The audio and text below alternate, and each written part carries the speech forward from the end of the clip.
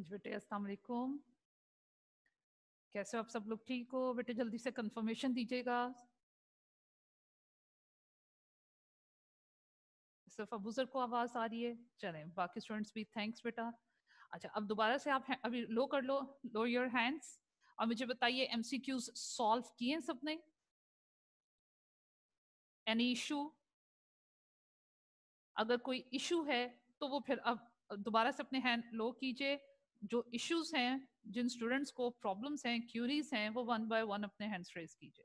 Okay जी, सबसे पहले आते हैं जनाब हामिद, आपका नाम आ रहा है जी। हामिद बेटा। अस्सलाम वालेकुम मैम जी। वालेकुम अस्सलाम मैम ये एमसीक्यूज आ रहा है जी। 19 19? जी। ओके बेटा, इसमें क्या करना है? You are given the information, receivable का बिगनिंग बैलेंस, रिसीवेबल का क्लोजिंग बैलेंस, और टोटल रिसीट्स आपको दी हुई है, and you have to calculate the credit sales. अच्छा बेटे, अब ऑनवर्ड ऐसे क्वेश्चंस भी आ सकते हैं। मैं आपको ना रिसीवेबल और पेएबल का एक सिंपल सा फॉर्मेट नोट करवा दूं। अभी आप रिसीवेबल और पेएबल के अकाउंट से वेल फैमिलियर हो चुके हुए हो। अब आपको आइडिया है कि रिसीवेबल का बैलेंस किस चीज से बढ़ेगा, क्यों क्रिएट होगा, पेएबल का बैलेंस अकाउंट किस वजह से रेज होता है, कब बढ़ेगा, कम कब होगा। तो जनाब इसमें बहुत सी ट्रांजैक्शंस आती हैं, लेकिन जितनी ट्रांजैक्शंस जहां तक आप पढ़ चुके हुए हो, मैं जस्ट वो ट्रांजैक्शंस यहाँ पे मेंशन करती हूँ। सबसे पहले बात करते हैं रिसीवेबल अकाउंट की। रिसीवेबल अकाउंट की बात करें तो देखो बेटे, ये तो हमें क्लियर है कि ये अकाउंट हम क्रिएट करते हैं against credit sales. Credit sales के अगेंस्ट में रिसीवेबल का अकाउंट ओपन होता है, और बेटे रिसीवेबल हमारे लिए क्या है? एसेट, एसेट, करंट एसेट्स हैं। अच्छा, अब देखिए, हम डायरेक्टली एसेट्स और लाइबिलिटीज के अकाउंट्स भी बना सकते हैं without the help of journal. अब जर्नल की हेल्प के बगैर टी अकाउंट्स कैसे बनते हैं, इसकी हम प्रैक्टिस कर चुके, लेकिन उस प्रैक्टिस में हमारे पास एसेट्स, लायबिलिटीज और कैपिटल के ओपनिंग क्लोजिंग बैलेंसेस नहीं थे। अगर क्वेश्चन में ऐसी इंफॉर्मेशन गिवन हो, कोई भी एसेट दिया हुआ हो, कोई भी कैपिटल या लायबिलिटी दी हुई हो, और बेटे उसके ओपनिंग क्लोजिंग बैलेंसेस दिए हुए हो और कुछ फर्दर इंफॉर्मेशन दी हो, उसकी हेल्प से मिसिंग इंफॉर्मेशन कैसे आप फाइंड आउट करोगे, उन के अकाउंट्स कैसे बनाओगे? एक छोटा सा ट्रिक मैं आपको यहाँ पे बता दूं कि देखो बेटे, हम ये सीख चुके, लर्न कर चुके कि मैं परमानेंट अकाउंट्स की बात कर रही हूँ, कैपिटल, लायबिलिटीज और एसेट्स की।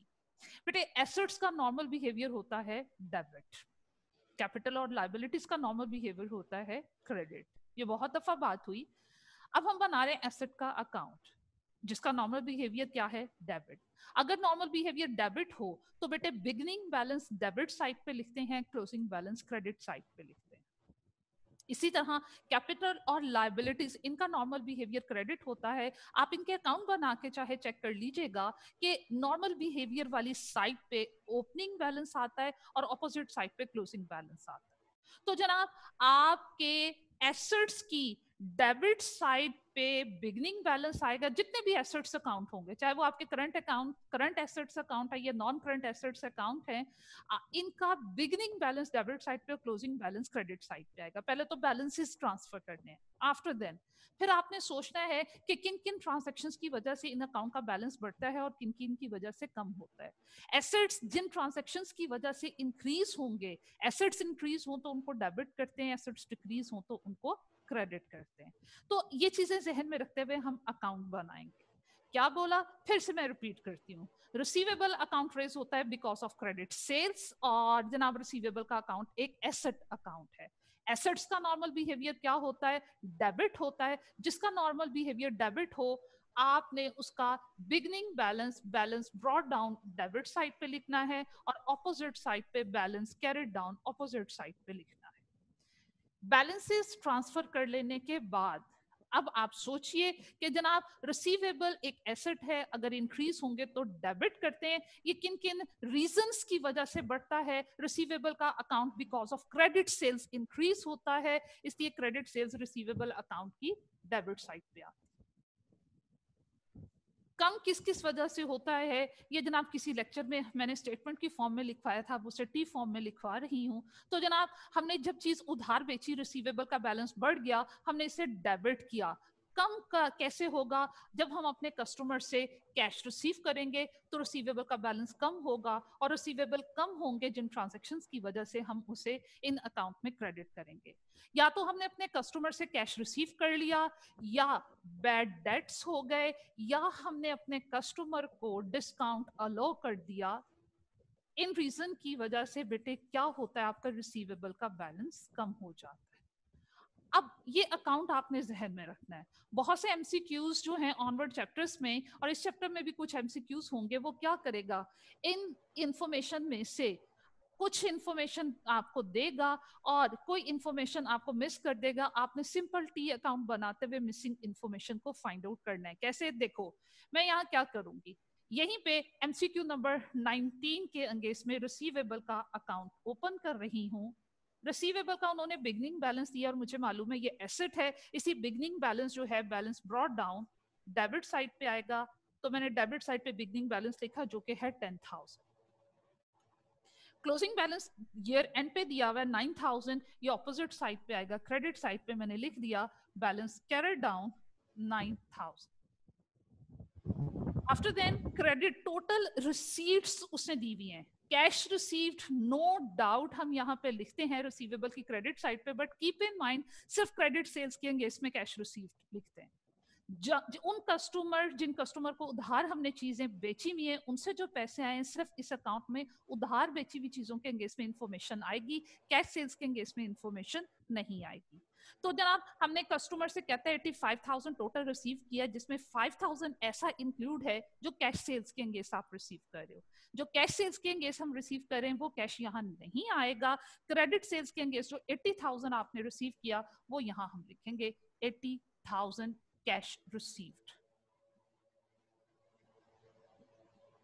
ओके जी। फिर उसके बाद अब वो कहता है आपको क्वेश्चन में बेटे बैड डेट्स और डिस्काउंट अलाउड गिवन नहीं है। अगर ये आपको क्वेश्चन में गिवन हो तो लिख लीजिए, गिवन नहीं हो तो आप हमेशा इन्हें जीरो एज्यूम करोगे। इंपॉर्टेंट चीज क्या है इस अकाउंट में? 4 चीजें सबसे ज्यादा इंपॉर्टेंट है। एक बेटे इनके opening closing balances, credit sales and cash received. इसके अलावा अगर कोई इंफॉर्मेशन गिवन होगी तो लिख लेंगे, नहीं गिवन होगी तो हम जीरो एज्यूम करेंगे।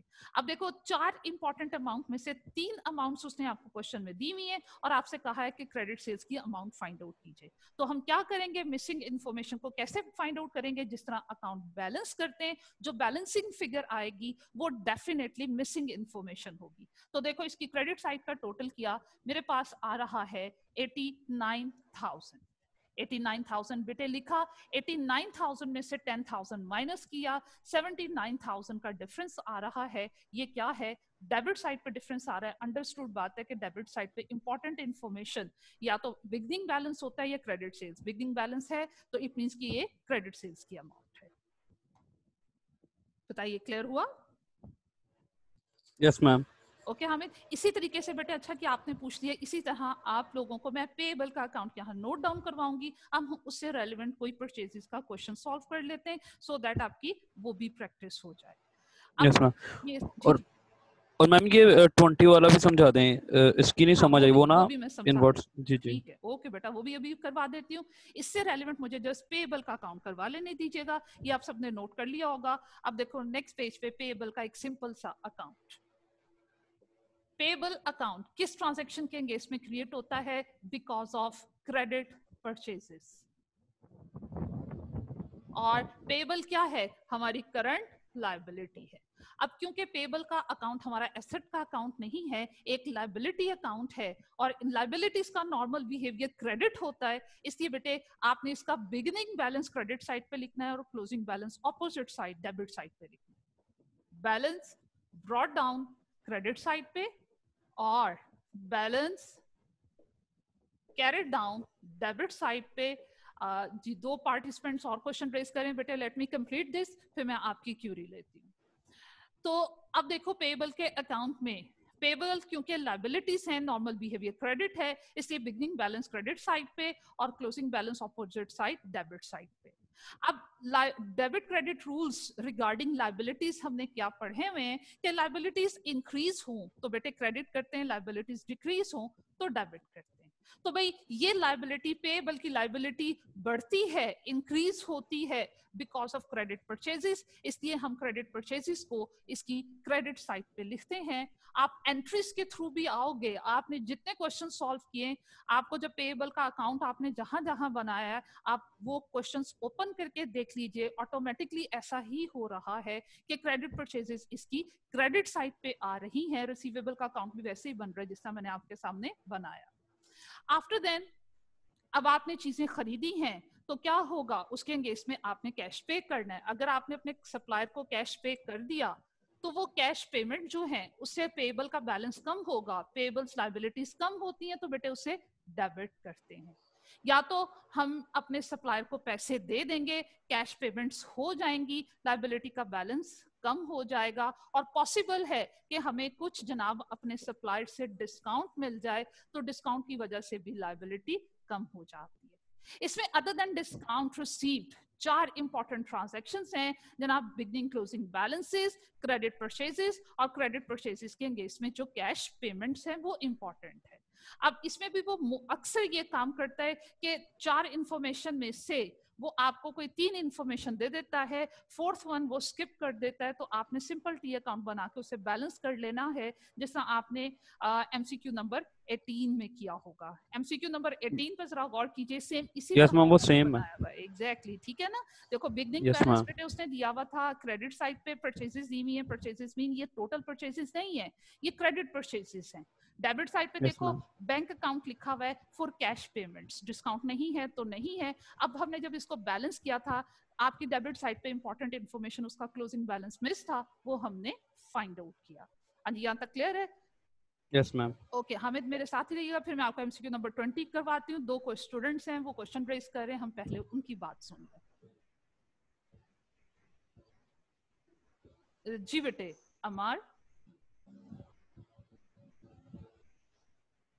जी अमार बेटा, कैन यू लिसन मी?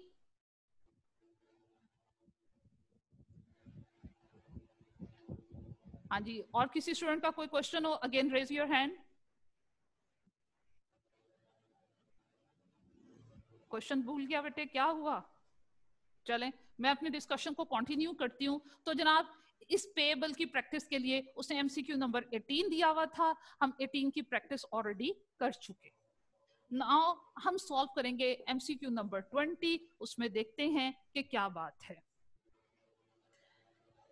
देखिए बेटे, सेल्स डे बुक से हमें सेल्स की इंफॉर्मेशन मिलती, परचेज डे बुक से हमें क्रेडिट परचेजेस की इंफॉर्मेशन मिलती है। डे बुक्स अभी हम स्टार्ट करेंगे आपके एमसीक्यूज के साथ बाद।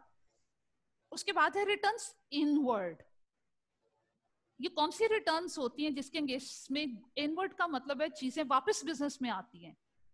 इसका मतलब हमने कस्टमर को चीजें बेची होती हैं, वो बिजनेस में वापस आई हैं।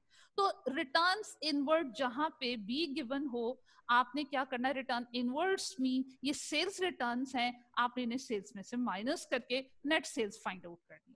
हमारी जो ग्रॉस सेल्स थी, ग्रॉस सेल्स की वो अमाउंट है जिसमें से रिटर्न्स माइनस नहीं हुई, कोई भी एडजस्टमेंट नहीं हुई।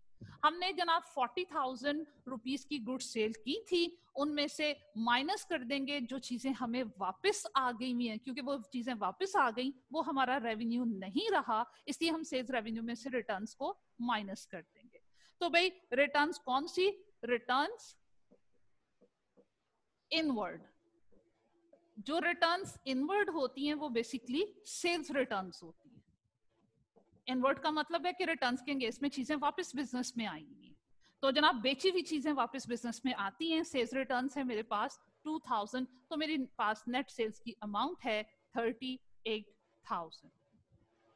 आफ्टर देन बेटे वो क्वेश्चन में आपको बताता है कि परचेजेस की अमाउंट दी हुई है, वो आपको दी हुई है परचेजेस की अमाउंट 20,000, उसके अगेंस्ट भी रिटर्न्स दी हुई है। इसका मतलब है ये वाली परचेजेस भी कौन सी परचेजेस हुई, ये ग्रॉस परचेजेस हैं, इसमें से रिटर्न्स आउटवर्ड माइनस करते हैं। आउटवर्ड का मतलब है बिजनेस से चीजें वापस जा रही हुई, भाई रिटर्न्स के एंगेज में चीजें वापस कब जाती हैं? जब हमने खरीदी हुई चीज वापस करते हैं। तो खरीदी हुई हम जो चीज वापस कर रहे हैं वो रिटर्न्स आउटवर्ड हैं, तो रिटर्न आउटवर्ड का टाइटल कहीं पे भी दिखे तो वो किसको शो कर रहा है? परचेज रिटर्न्स को शो कर रहा है। नो डाउट हम परचेजेस का अकाउंट अलग बनाते हैं, परचेज रिटर्न्स का अकाउंट अलग बनाते हैं, लेकिन जब फाइनल अकाउंट्स की तरफ चलते हैं तो बेटे सेल्स में से सेल्स रिटर्न्स को माइनस कर दिया जाता है, परचेजेस में से हम परचेज रिटर्न्स को माइनस कर देते हैं। अब मैंने बोला कि हम सेल्स का अकाउंट अलग बनाते हैं, सेल्स रिटर्न्स का अकाउंट अलग बनता है, परचेजेस का अकाउंट सेपरेट बनता है, परचेज रिटर्न का सेपरेट बनता है। ये इस चीज की कंफर्मेशन है। देखो इस क्वेश्चन में टोटल सेल्स 40,000 है, ये इंफॉर्मेशन कहां से आई? From sales ledger. मेरी टोटल परचेजेस कितनी है? ये इंफॉर्मेशन कहां से आई? From purchase ledger. मेरी रिटर्न्स की इंडिविजुअल अमाउंट्स कहां है? ये अमाउंट तभी आएगी जब इनके इंडिविजुअल अकाउंट्स बनेंगे। तो जनाब इंडिविजुअल अकाउंट्स बनते हैं, वहां से ये हमारे पास इंफॉर्मेशन आई, परचेजेस 20,000 है और परचेजेस रिटर्न्स मेरे पास कितनी है? 4,000 है। तो देखो बेटे मेरे पास परचेजेस कितनी हुई? 16,000। वो आपसे कह रहा है कि जनाब ग्रॉस प्रॉफिट फाइंड आउट कीजिए। ग्रॉस प्रॉफिट हम कैसे फाइंड आउट करते हैं? हम बेटे ये काम करते हैं, सेल्स में से लेस करते हैं सीजीएस। ठीक है।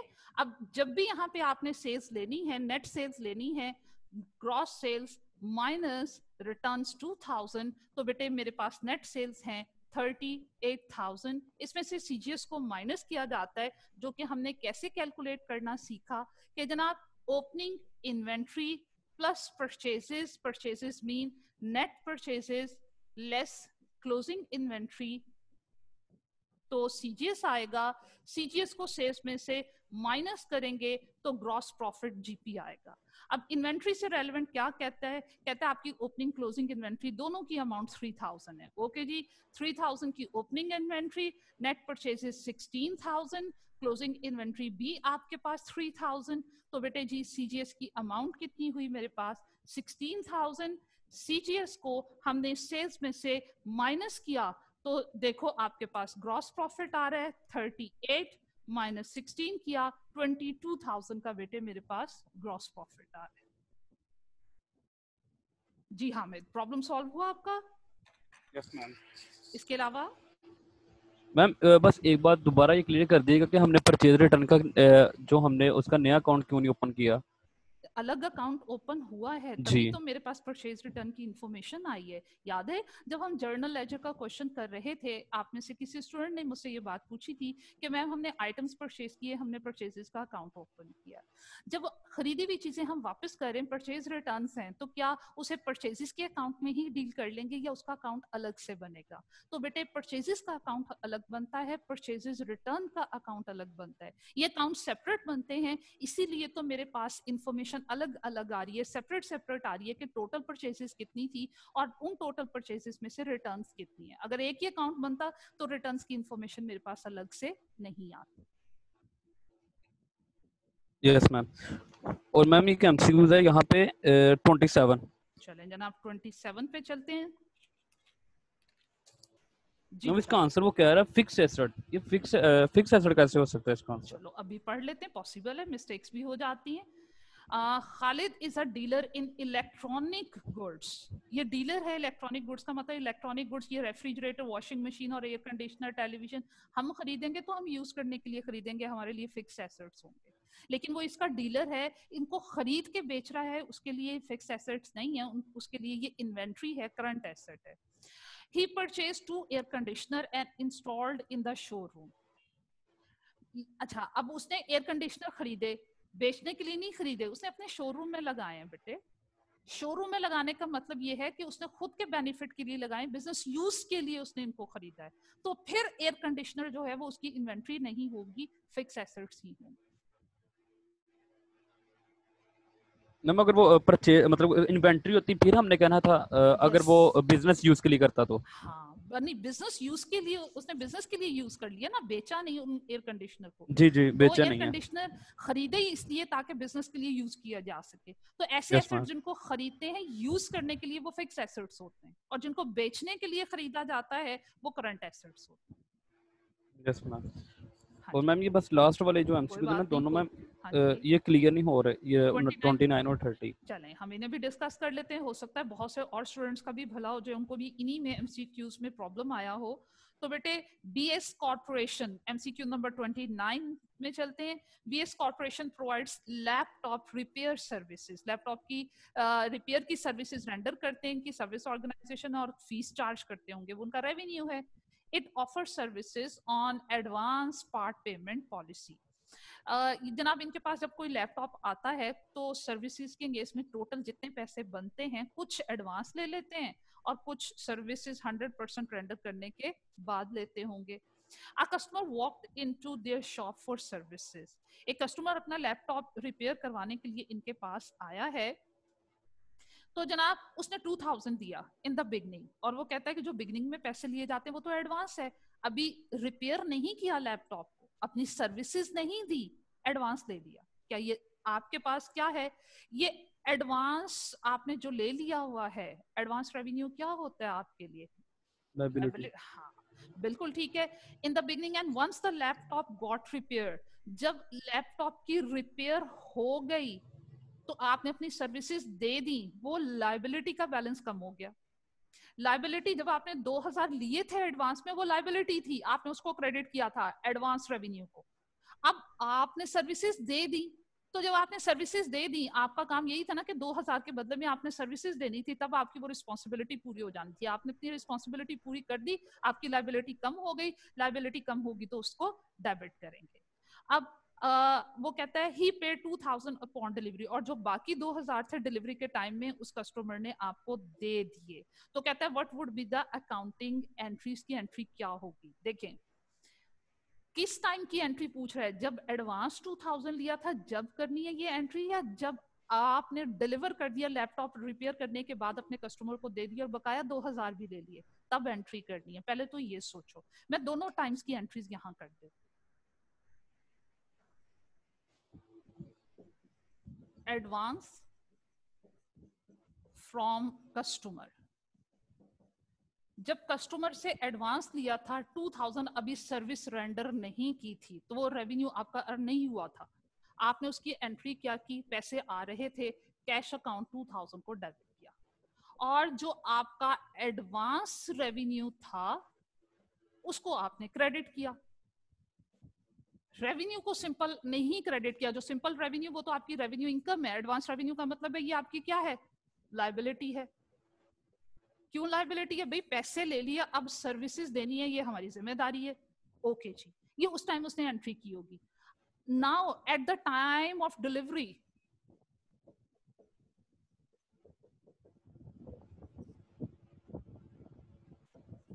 At the time of delivery का मतलब है after rendering service, after repairing, जब रिपेयरिंग का काम कर लिया, अपनी सर्विस रेंडर कर दी, तो रेवेन्यू हमारा अर्न हो गया। उस टाइम क्या हुआ, 2000 और आए, पैसे आ रहे हैं, कैश अकाउंट को डेबिट किया। ओके जी, पैसे आ रहे हैं, कैश अकाउंट को डेबिट किया।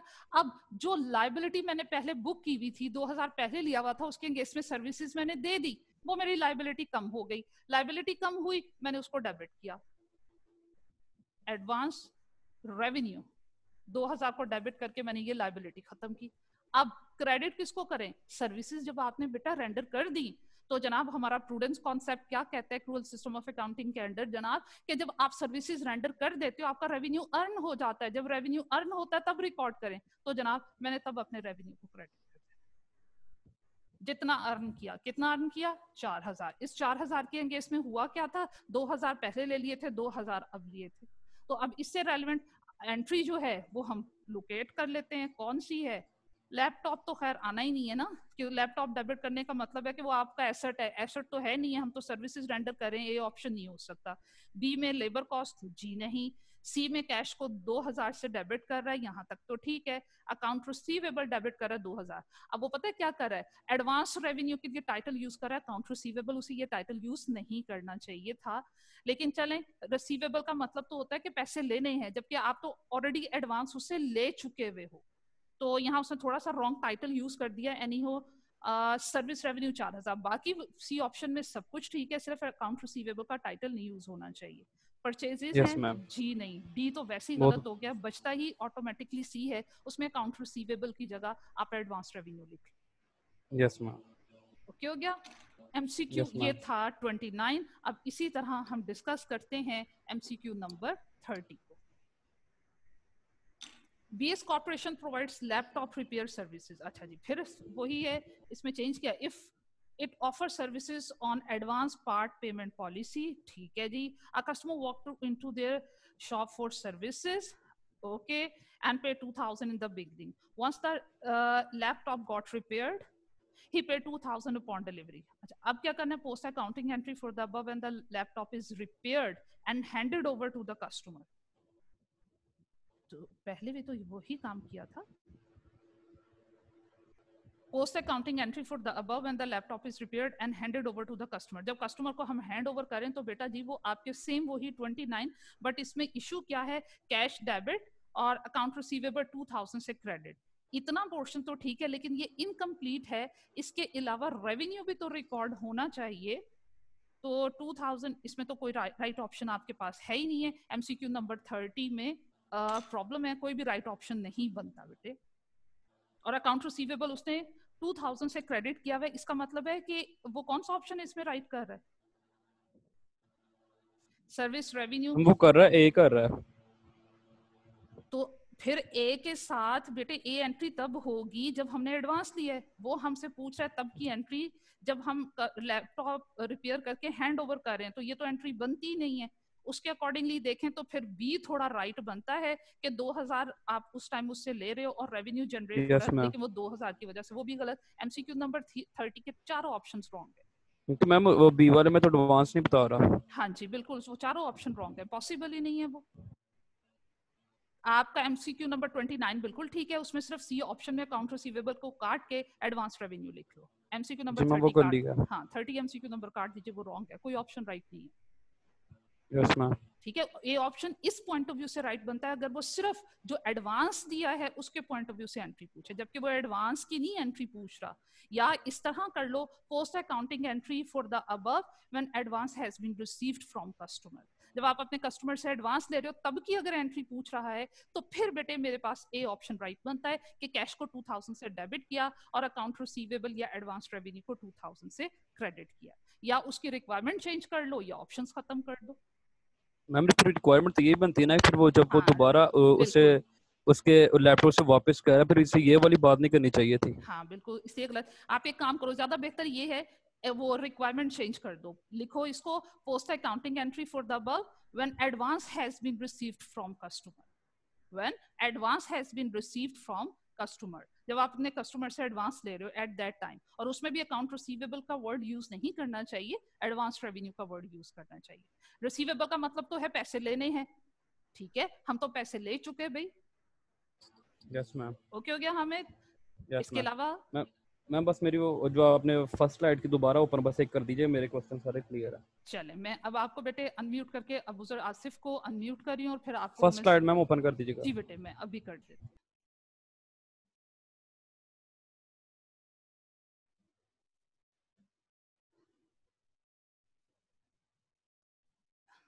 चले, मैं सारी slides one by one open कर देती हूँ।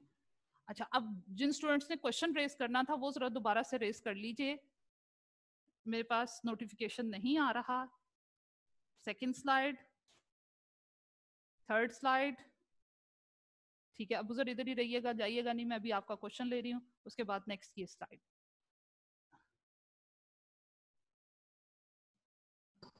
जी अबूजर बेटा। मैम क्वेश्चन तो एमसीक्यूज तो कोई नहीं है सच, मैंने ये पूछना था जो एमसीक्यूज नंबर 20 है मैम, ये स्लाइड ओपन कीजिएगा प्लीज। एमसीक्यू नंबर 20, इसकी स्लाइड ओपन कीजिएगा, आपने इसकी, करवाया होगा। चले मैं अभी इसकी स्लाइड ओपन करती हूँ बेटे।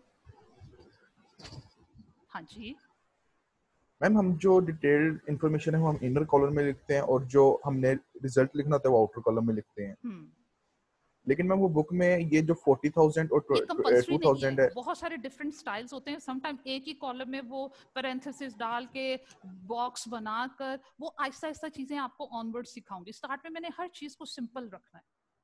जी सर, ऐसे मैम उसने ऐसे किया हुआ। ठीक है, तो वो बॉक्स आगे बना के ना आउटर कॉलम में लिख दिया। हाँ, वो अभी आप उसको हैंडल नहीं कर पाओगे बेटे। आगे जाके जो हमने अभी तो फाइनल अकाउंट की एक झलक देखी है हमने, ठीक है। फाइनल अकाउंट्स जो बनते हैं उसमें बहुत डिटेल्ड इंफॉर्मेशन, बहुत सारी एडजस्टमेंट्स होती हैं। आपकी बैलेंस शीट 2 पेजेस पे 2 पेजेस पे प्रॉफिट एंड लॉस अकाउंट चला जाता है। जब आप बेसिक पॉइंट पे ग्रिप कर लोगे फिर मैं आपको डिफरेंट फॉर्मेट सिखाऊंगी। अभी मैंने आप लोगों को कंफ्यूज नहीं करना, वो बताऊंगी, सारी बातें हम करेंगे, सब डिस्कस करेंगे, ठीक है। इसके अलावा बेटे आसिफ कोई issue? No ma'am, thank you. You welcome. एक और स्टूडेंट थे। हाँ जी बेटा, दोबारा से हैंड रेज करो, नोटिफिकेशन गायब हो जाता है। नो इशू, नेक्स्ट चैप्टर की तरफ चलना है फिर मुझे।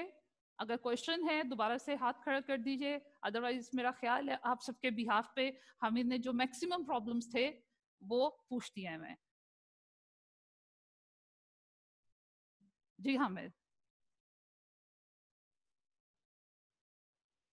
जी Hamid, can you listen me? You have raised your hand again. Okay जी, let me start. New topic, new chapter. बिस्मिल्लाहिर्रहमानिर्रहीम करते हैं बेटे। नया चैप्टर हम स्टार्ट करें, चैप्टर नंबर 5।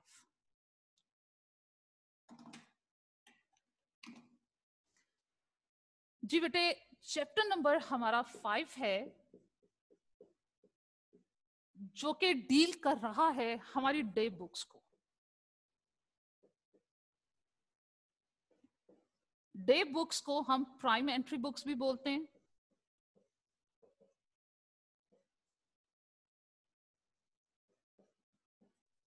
हम इनको स्पेशल जर्नल्स भी बोलते हैं।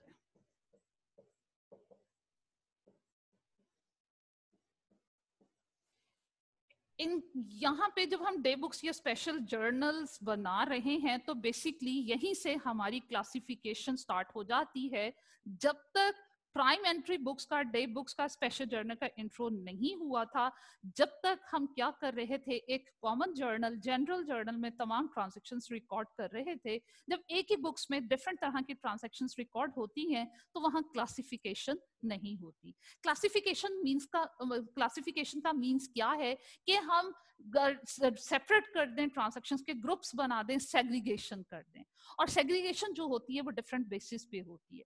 अब जर्नल में ही हमने बुक कीपिंग में ही क्लासिफिकेशन स्टार्ट कर दी। हमने इंट्रोडक्शन दे दिया डे बुक्स का, प्राइम एंट्री बुक्स का, या जिन्हें स्पेशल जर्नल्स कहते हैं या बुक्स ऑफ प्राइम एंट्री भी बोल दिया जाता है, डिफरेंट टर्म्स इनके लिए यूज होती हैं। तो इनमें कौन सी ट्रांजैक्शंस रिकॉर्ड करते हैं? बिजनेस की, रेकरिंग नेचर की operating transactions, recurring, operational transactions यहां रिकॉर्ड होती है। रेकरिंग जो बार बार इंकर्ड होंगी, ऑपरेशनल एक्टिविटीज से रेलेवेंट जो ट्रांजैक्शंस हैं। ऑपरेशनल एक्टिविटीज हमारे बिजनेस बेसिकली हम जिस मकसद के लिए स्टार्ट किया, अगर मैं मैन्युफैक्चरर हूं तो बार बार चीज बनाकर बेच रही हूं, ट्रेडर हूं, चीज खरीद कर मैं बेच रही हूं, पैसे आ रहे हैं, जा रहे हैं, ये मेरे रेकरिंग नेचर के ऑपरेशनल ट्रांजैक्शंस हैं।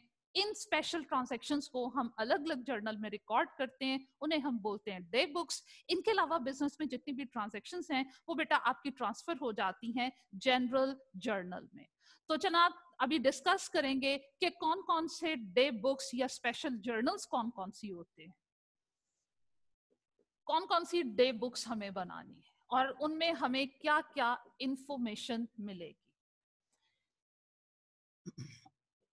डे बुक्स और उन डे बुक्स में कौन कौन सी स्पेसिफिक ट्रांजैक्शंस रिकॉर्ड होंगी।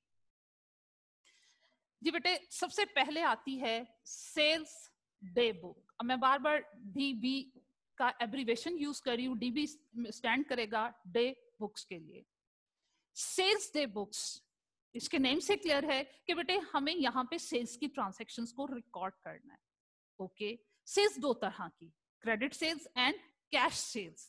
कौन सी ट्रांजैक्शंस को हमें रिकॉर्ड करना है? तो कीप इन माइंड हम सेल्स डे बुक में सिर्फ और सिर्फ क्रेडिट सेल्स को रिकॉर्ड करते हैं।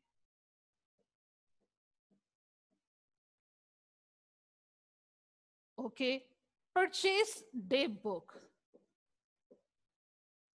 परचेजेस भी दो तरह की होती हैं। तो जनाब अब यहाँ पे कैश परचेजेस और क्रेडिट परचेजेस होती हैं। तो बेटे जिस तरह सेल्स डे बुक में सिर्फ हम क्रेडिट सेल्स को रिकॉर्ड करते हैं, इसी तरह परचेज डे बुक में जस्ट हम क्रेडिट परचेजेस को रिकॉर्ड करते हैं।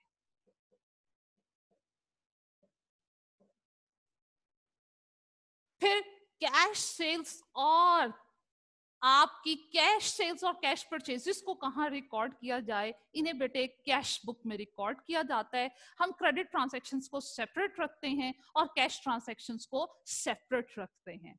जनाब हमारे पास इसके अलावा है cash received book. Cash received book में मुझे कैश की तमाम रिसीट्स को रिकॉर्ड करना है। कहीं से भी कैश आया है बिजनेस में, फ्रॉम एनी सोर्स, किसी भी सोर्स से, चाहे मैंने गुड्स को सेल किया है कैश आया है, मेरे क्रेडिट कस्टमर से रिसीवेबल के एंगेज में कैश आया है, कोई सर्विस रेंडर की है कैश आया है, कहीं इन्वेस्टमेंट की है उस पर रिटर्न हमें मिल रहा है, हमें कहीं से कमीशन मिल रहा है। जहां से भी, जिस सोर्स से भी कैश बिजनेस में आ रहा है, वो मुझे कैश रिसीव्ड बुक में रिकॉर्ड करना है। कैश रिसीव्ड बुक में मुझे कैश रिसीट्स रिकॉर्ड करनी है, ऑल कैश रिसीट्स। इसके अलावा हम कौन सी बुक बनाते हैं?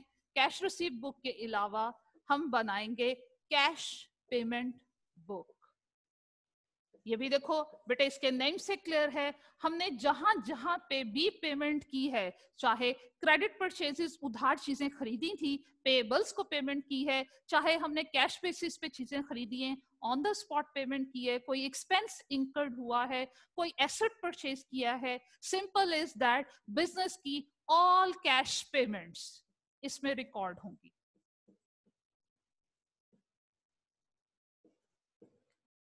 अभी देखें हमने सीखा है कि जब बेटे चीज बेचते हैं तो डेफिनेटली कभी इशू आ जाता है, हमारी गुड्स फॉल्टी होंगी, डैमेज होंगी, या कस्टमर ने कुछ और मंगवाया, गलत डिलीवर कर दिया, कस्टमर से गुड्स रिटर्न भी आती हैं। तो सेल्स रिटर्न्स भी होती हैं, परचेज रिटर्न्स भी होती हैं, उन्हें भी उन अलग अलग जर्नल में रिकॉर्ड किया जाता है, उनकी डे बुक्स भी सेपरेट होती हैं। तो बेटे जी सेल्स रिटर्न,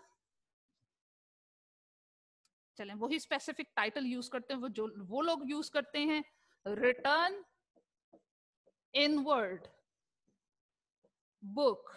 इसमें रिटर्न इनवर्ड से अब आप लोगों को आइडिया हो गया कि बिजनेस में चीजें वापस आ रही हैं। कब आती हैं? Because of sales returns. तो रिटर्न्स इनवर्ड बुक्स में हमें सेल्स रिटर्न्स को रिकॉर्ड करना है। सेल्स रिटर्न्स की जितनी भी ट्रांजैक्शंस हैं वो रिटर्न्स इनवर्ड बुक में रिकॉर्ड होंगी। After then return outward book होती है बेटे। रिटर्न आउटवर्ड बुक में परचेजेस रिटर्न्स को रिकॉर्ड किया जाता है। सेवंथ और लास्ट, टोटल हम 7 डे बुक्स बनाते हैं जनाब। जो आपकी लास्ट डे बुक या प्राइमेंट्री बुक बनती है वो कौन सी है? That is called petty cash book.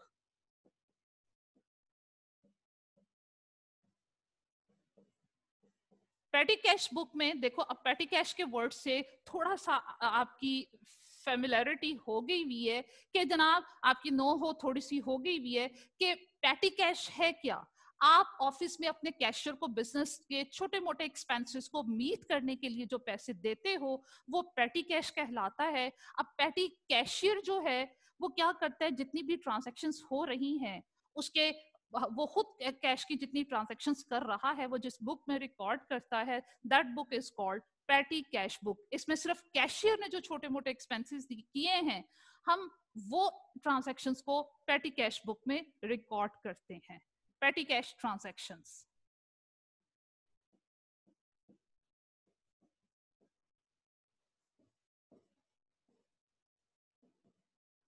तो जनाब पैटी कैश बुक में पैटी कैश ट्रांजैक्शंस रिकॉर्ड होंगी। तो हमारे पास टोटल ये 7 डे बुक्स हैं जनाब। सेल्स डे बुक में क्रेडिट सेल्स रिकॉर्ड होंगी, परचेज डे बुक में क्रेडिट परचेजेस रिकॉर्ड करेंगे, cash receive cash payments books अलग बनती हैं। ये वो कैश है जो बैंक के थ्रू या मेजर कैश की ट्रांजैक्शंस हैं वो यहाँ पे डील होती हैं। और बिजनेस की मेजर ट्रांजैक्शंस जो हैं वो ऑफिस कैश के थ्रू नहीं होती, बैंक के करंट अकाउंट के थ्रू होती हैं। तो बैंक के करंट अकाउंट में जो कैश आ रहा है जा रहा है उनके लिए, उन ट्रांजैक्शंस के लिए जो हम अलग से डे बुक्स बनाते हैं वो बेटे cash received book and cash payment book है।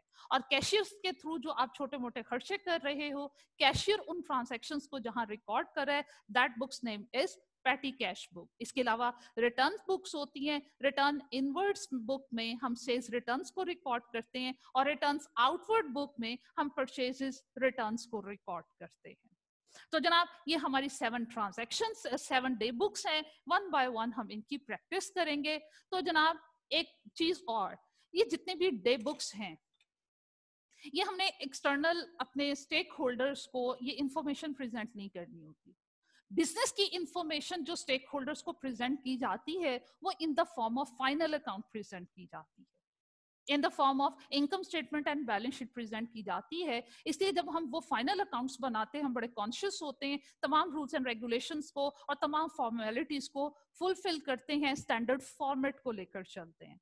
जबकि डे बुक्स के जो हैं ये आपकी इंफॉर्मेशन, डे बुक्स की इंफॉर्मेशन इंटरनल स्टेक होल्डर्स को चाहिए होती है। इनके कोई हार्ड एंड फास्ट रूल्स नहीं है रिगार्डिंग प्रेजेंटेशन, रिगार्डिंग फॉर्मेट कि जनाब ऐसा स्पेसिफिक फॉर्मेट होना चाहिए, ऐसा कोई रूल नहीं है, कोई स्टैंडर्ड नहीं है। हाँ ये चीज, ये ऑर्गेनाइजेशन टू ऑर्गेनाइजेशन इनके फॉर्मेट वेरी करते हैं, फॉर्मेट वेरी करते हैं, बट कीप इन माइंड जो बेसिक इंफॉर्मेशन हमें इन अकाउंट से चाहिए वो मस्ट प्रेजेंट होनी चाहिए। जैसे क्या इंफॉर्मेशन मुझे चाहिए, हम बात करते हैं अगर बेटे सेल्स एक बुक की बात करें, हमें यहाँ पे क्रेडिट सेल्स से रेलेवेंट डिटेल्ड इंफॉर्मेशन चाहिए कि जनाब हमने किस डेट में किस कस्टमर को कितनी चीजें उधार बेची थी, हमने डिस्काउंट कितना ऑफर किया था, जनाब इस ट्रांजैक्शन के केस में सोर्स डॉक्यूमेंट क्या था और कस्टमर को कितना टाइम पीरियड हमने अलाउ किया है। तो एक ट्रांजैक्शन की कंप्लीट डिटेल जो है वो इस बुक में प्रेजेंट होनी चाहिए। फॉर्मेट वेरी करेगा लेकिन बेसिक इंफॉर्मेशन हमें ये रिक्वायर है। तो चलिए हम सबसे पहले पहली बुक को डिटेल में डिस्कस करते हैं। जी हामिद वेट कीजिए।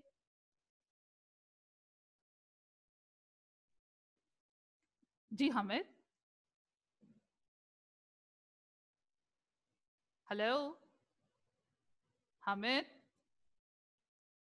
बेटे आपकी आवाज नहीं आ रही, चेक योर माइक। हाँ जी, अस्सलाम वालेकुम मैम। वालेकुम अस्सलाम। जी हामिद, वो मैम जो इससे प्रीवियस वाली जो स्लाइड है ना मैम, वो काइंडली वो दोबारा बता दीजिएगा उसका। चैप्टर 5 से ओके जी, फर्स्ट स्लाइड चैप्टर 5 की, ये दिस वन। Yes ma'am.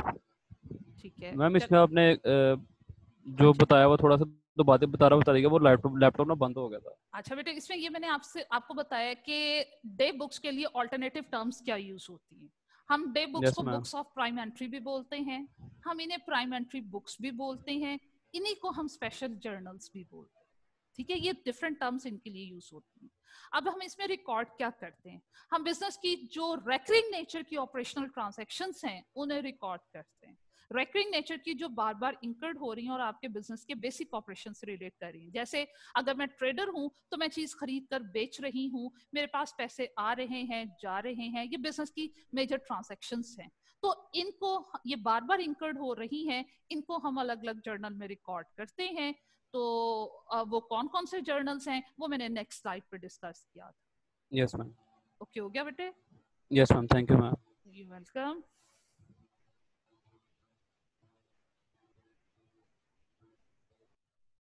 जी बेटे, अब चलते हैं 1 बाय 1, हम तमाम डे बुक्स को डिस्कस करेंगे और जनाब फिर यहाँ पे थोड़ा सा कंट्रोल अकाउंट का इंट्रोडक्शन भी लेंगे। हम कंट्रोल और इंडिविजुअल अकाउंट को साथ साथ लेकर चलेंगे।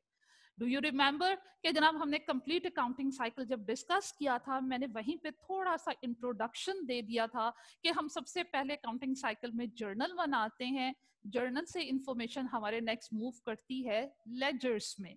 जिस तरह जर्नल्स दो तरह के होते हैं, डे बुक्स, ये स्पेशल जर्नल्स, और इसके अलावा जनरल जर्नल।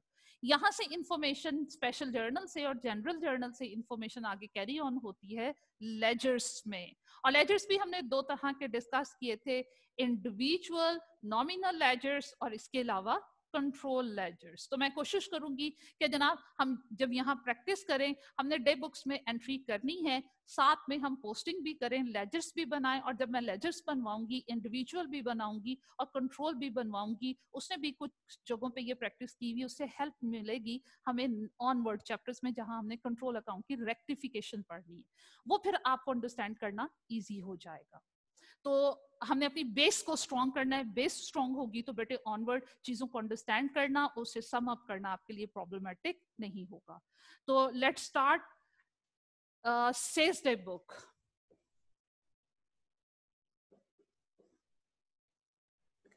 अच्छा बेटे, जहां तक बात है सेल्स डे बुक की, हम बिजनेस के इस जर्नल में क्रेडिट सेल्स को रिकॉर्ड करना है। बिजनेस में कोई भी ट्रांजैक्शन मॉनेटरी नेचर की इंकर्ड हो रही है, हमने उसे रिकॉर्ड करना है, बट रिकॉर्डिंग करने के लिए we need evidence. Evidence mean हमें डॉक्यूमेंट रिक्वायर्ड है, प्रूफ रिक्वायर्ड है, जो हमें कंफर्मेशन दे के एक्चुअल में ये ट्रांजैक्शन इंकर्ड हुई है। फेक ट्रांजैक्शन को हम रिकॉर्ड नहीं कर रहे। जब तक हमारे पास प्रूफ नहीं होगा, जब तक एविडेंस नहीं होगा, जब तक डॉक्यूमेंट जनरेट नहीं होगा, हम तब तक ट्रांजैक्शन को रिकॉर्ड नहीं करते। उसके लिए मैंने यहाँ क्या सोचा है कि जनाब परचेज डे बुक में जाके ये चीजें फर्दर डिस्कस करता है, हम यहीं पे डिस्कस कर लेते हैं कि जनाब बिजनेस में चीजों को कैसे खरीदा जाता है। नॉर्मली हम अपनी कॉमन लाइफ में चीज खरीदते हैं, कैसे खरीदते हैं भाई? हम जाते हैं किसी भी रिटेलर शॉप पे, जाते हैं शेल्फ्स पे, उन्होंने डिस्प्ले किया हुआ है, वहां से अपनी पसंद की चीज खरीदते हैं। नहीं डिस्प्ले किया हुआ, शॉपकीपर को बताया ये चीज चाहिए, उसने दिखाई, पसंद आई, पैसे दिए और लेके घर आ गए, दैट्स इट। बिजनेस में ऐसा नहीं होता। बिजनेस में बड़ी डिटेल्ड ट्रांजैक्शन होती है आइटम्स को परचेज करने की, क्योंकि बिजनेस में एक चीज नहीं खरीदनी, बल्क में बहुत ज्यादा क्वांटिटी में आइटम्स खरीदने होते हैं, ज्यादा क्वांटिटी में माल खरीदना होता है, ज्यादा क्वांटिटी में बेचना होता है।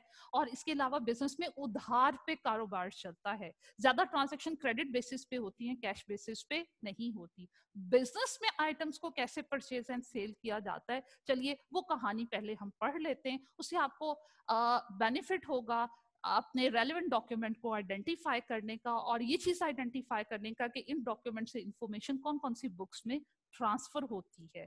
तो वो हम डिस्कस करते हैं। चलिए मैं सेल्स डे बुक का टाइटल यहाँ हटा के हम यहाँ पे डिस्कस करेंगे how to purchase item in business.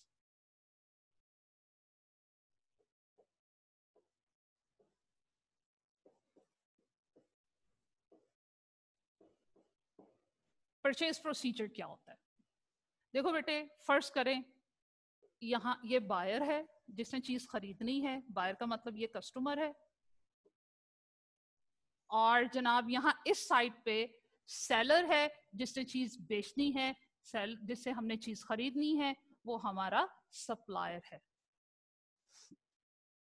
अच्छा, अब देखिए होता क्या है। सप्लायर ने आइटम खरीदने हैं, वो क्या करेगा, सबसे पहले सप्लायर बायर ने चीजें खरीदनी है, कस्टमर क्या करता है, जिन्होंने चीजें खरीदनी है उसने सप्लायर को अप्रोच करना है। तो सप्लायर को अप्रोच करता है, उनको इंक्वायरी लेटर्स भिजवाता है।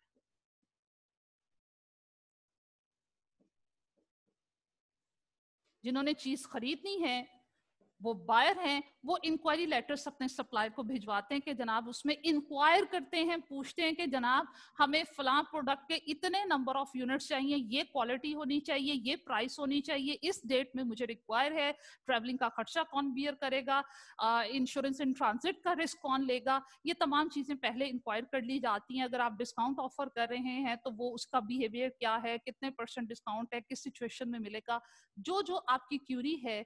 आपने चीज खरीदने से पहले बीइंग बिजनेसमैन मार्केट में जितने सप्लायर बैठे हुए हैं उनसे इंक्वायर करना है, उनको इंक्वायरी लेटर्स भिजवाने हैं। अब जनाब सप्लायर्स के पास जब इंक्वायरी लेटर्स आते हैं, सप्लायर्स क्या करते हैं, उसका जवाब देते हैं इन the form of price list, catalogues या कोटेशंस उनको बोलते हैं, डिफरेंट नेम्स हैं। चले मैं सिंपल टर्म यूज करती हूँ, प्राइस लिस्ट। अब सेलर क्या है, वो प्राइस लिस्ट, कोटेशंस या कैटलॉग्स जो हैं वो आंसर्स हैं आपके इंक्वायरी लेटर्स का। वो जवाब देते हैं कि यस, हम आपकी रिक्वायर्ड क्वांटिटी आपको इतने डे में इस प्राइस पे इस डिस्काउंट के एंगेज देंगे, हमारे प्रोडक्ट की क्वालिटी ये है, हम इतना टाइम लेंगे। जितने क्वेश्चंस पूछे हुए उनका डिटेल्ड आंसर प्राइस लिस्ट में दे दिया जाता है।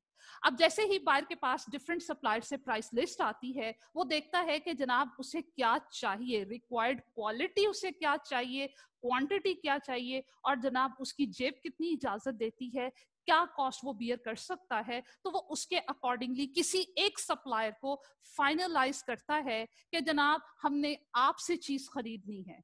अब जिस सप्लायर को फाइनलाइज किया जाता है उसको इंटीमेट किया जाता है through purchase order.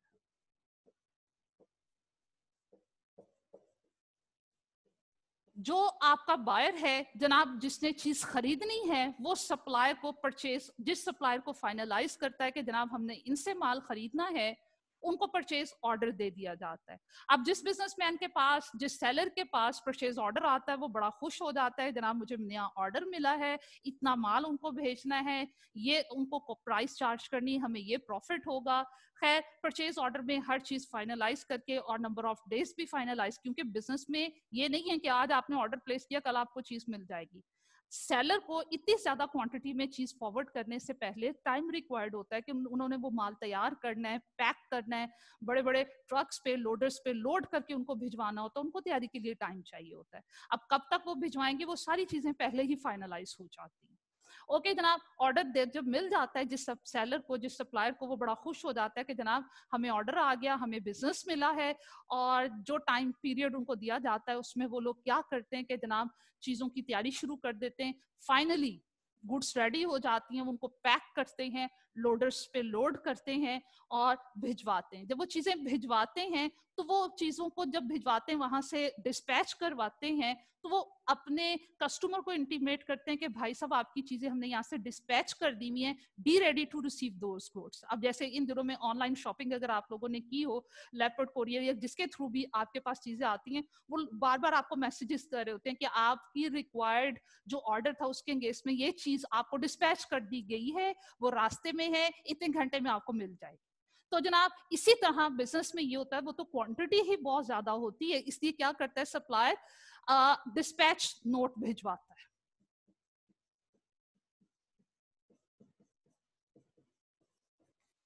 Dispatch note जैसे ही आता है आपके बायर के पास, वो उन चीजों को रिसीव करने की तैयारी करता है। भाई तैयारी क्या करनी है, माल बहुत ज्यादा है, एक पर्सन तो माल को अनलोड नहीं कर सकता, चेक नहीं कर सकता है।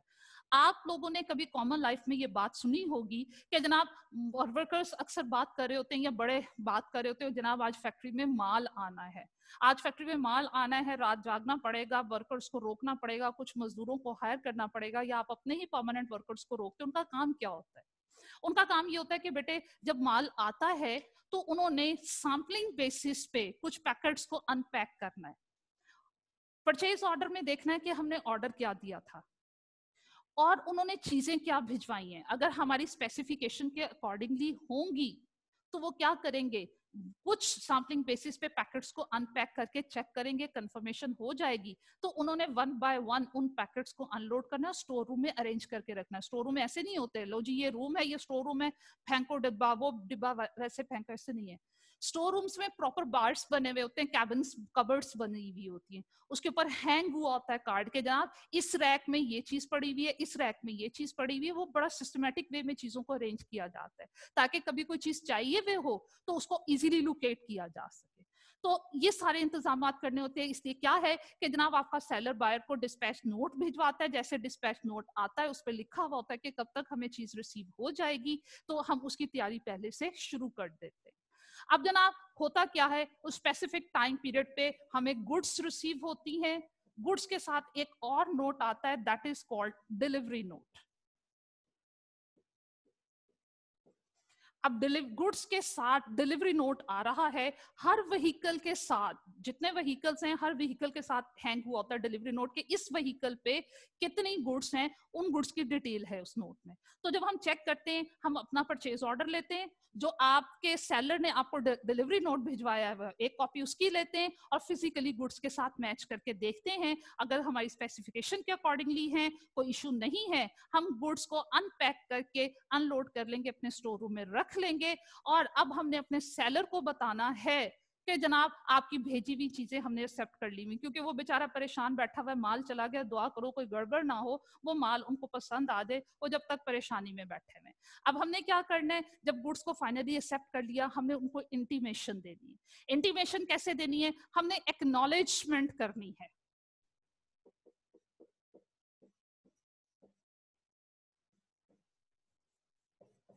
एक्नॉलेजमेंट ऑफ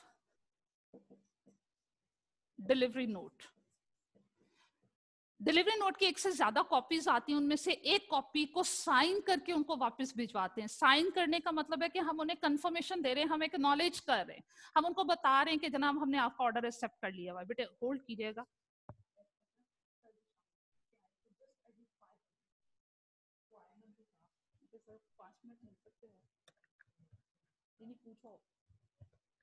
बेटे टीचर से रिक्वेस्ट की वो हमें 5 मिनट्स दे दें, इसमें कुछ फर्दर नोट्स हमें डिस्कस करने।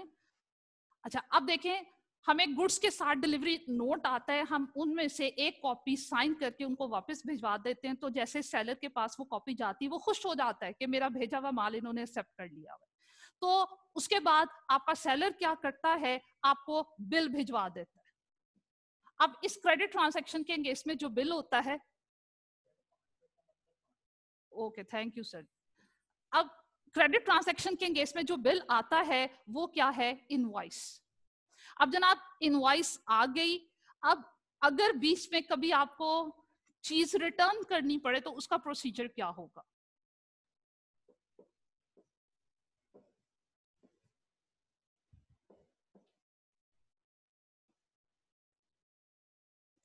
अब रिटर्न प्रोसीजर क्या होगा कि अगर माल खरीद लिया, पसंद नहीं आया, हमें वापस करना पड़ा। पसंद का मतलब ये कि हमारे ऑर्डर के अकॉर्डिंगली नहीं था या फॉल्टी था, हमें चीजें वापस करनी है। हम क्या करेंगे, गुड्स के साथ एक रिक्वेस्ट लेटर उनको फॉरवर्ड करेंगे कि जनाब इन चीजों में ये इशू है, काइंडली इनकी रिटर्न को एक्सेप्ट कर लीजिए। वो जो रिक्वेस्टिंग डॉक्यूमेंट होगा that would be called debit note. अब सेलर के पास जैसे ही गुड्स आएंगी और रिक्वेस्ट आएगी, तो वो जनाब रिक्वेस्ट को चेक करेगा कि जनाब वाकई में हमारी रीजन जेन्युइन है। अगर हमारी रीजन जेन्युइन हुई, हमारी मिस्टेक नहीं हुई, वो हमारी गुड्स की रिटर्न को एक्सेप्ट कर लेगा। तो जनाब अब हमें कैसे कंफर्मेशन होगी कि जनाब हमने जो चीजें भिजवाई, खरीदी भी वापस की हैं, वो उन्होंने रख ली हुई है, रिटर्न्स को एक्सेप्ट कर लिया हुआ है या नहीं किया हुआ। तो उसके लिए सेलर क्या करता है जनाब, कंफर्मेशन के लिए एक हमें नोट भिजवाता है, that is called credit note. Credit note, debit note आपकी रिटर्न्स की रिक्वेस्ट है, जबकि credit note is the confirmation for the returns of good. जनाब चीज खरीद ली, जो चीजें वापस करनी थी वो भी वापस कर दी, और जो चीजें खरीदी उनके एंगेज में हमें बिल आ चुका जिसका नाम है invoice. After then payment procedure start हो जाता है।